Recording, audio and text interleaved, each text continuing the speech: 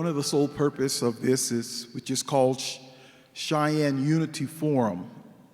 This will be somewhat different than your normal forum.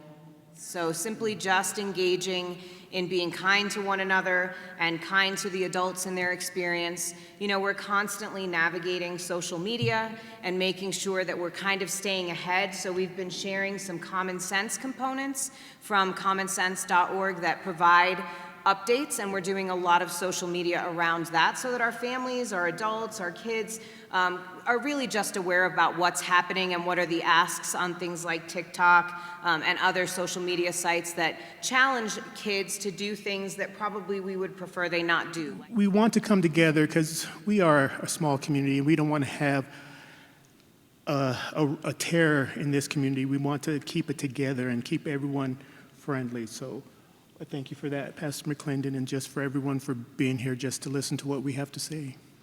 And here's some realities for you, is that if we don't have a community where we welcome people of all creeds and colors, our young people that we're raising, God bless them and good on them, they aren't going to live in those communities, right? The call I get every day at the chamber, we need workforce, right?